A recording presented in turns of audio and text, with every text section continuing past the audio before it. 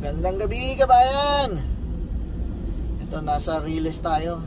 Haba ng pila. Haba ng train. Meron tayo kikwento yung dating nangyayari dati sa sa project namin sa Taiwan. Nangyari ulit ngayon dito naman sa Taiwan po rin. Tawi-Tawi pala. Nangyari ulit dito sa Amerika. Yung customer ko gusto niyang mag-agent. Turn left at the traffic light. Tapos sabi ko, saan ka mag-agent? Sabi niya, dito rin sa Houston. Naku, meron na kaming agent dito. Sabi niya sa akin, walang problema yon. Magpatay tayo ng isa, bakante na yan. Highway 6 South. Nangyari na rin dati yan dun sa project namin sa Tawi-Tawi, sa cell site na ginagawa doon. May gusto mag-apply ng foreman, pero ang kinuha talaga namin mga local na doon na nagtatrabaho para hindi nila napapaglaruan. Totoo, meron namamaril doon napapagtripan. Lalo na yung lugar na liblib, tapos hindi masyadong organize yung mga tao. May mga sarili silang batas sa sarili nilang lugar, parang farm ko, batas ko, baril ko, parang ganon. So nangyari, nag-a-apply siya, gusto niya mag-apply ng foreman, may foreman na. Ang sabi niya, magpatay tayo ng isa, boss, bakante na yan bukas. Sabi ko, talaga naman wag ganon, sabi ko sa kanya, kasi kalugar nyo tong mga to Hindi, nagbibiro lang ako. Tapos nung nag-inuman na, naikwento ko sa kanila, sa mga trabahador ng cell site, kasi alam niyo sa construction, ting gabi ang mga yan, mahilig yan sa inom. So nagiinuman sila, naikwento ko, sabi ng ganito, yung nag-a-apply ng foreman, magpatay tayo ng isa para daw bakante na. Wala nang hadlang sa pag-apply niya, matanggap na siya maging foreman.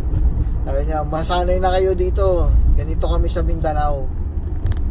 Biruan lang yun, pero hindi nangyayari yun, hindi totoo yun. Pero yung pagpupustahan ka ng sigarilyo, nababarilin ka kapag nasa tore ka at hindi ka taga rito, talagang maisipan ka nila magpustahan. Yung isang stick na sigarilyo, isang bala, babarilin ka habang nasa taas ka kung tatamaan ka o hindi. Kung tinamaan ka, panalo siya ng sigarilyo. Pag hindi ka tinamaan, wala sigarilyo. Kasi dayuhan ka Pero kung lokal ka, walang problema yon. Hindi nila gagawin yon at hindi sila magtatangka. Kasi kakilala nila lahat yung mga tao doon, kahit malalayo yung mga bahay nila sa mga kapitbahay nila.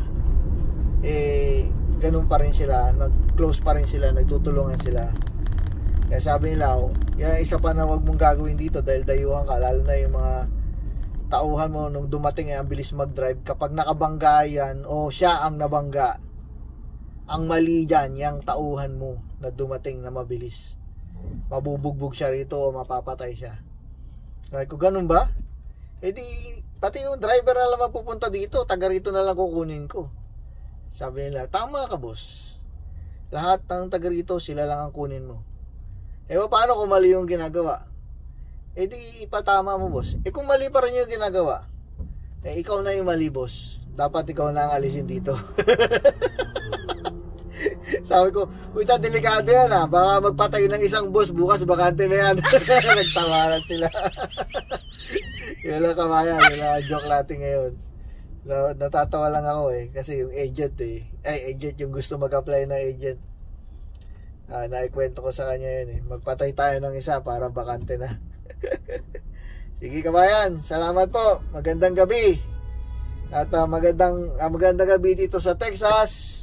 Magandang umaga naman dyan sa Pilipinas. At magandang tanghali sa ibang bansa. Dupont po ito ng Dupont Balikbayan Box. Hanggang sa muli.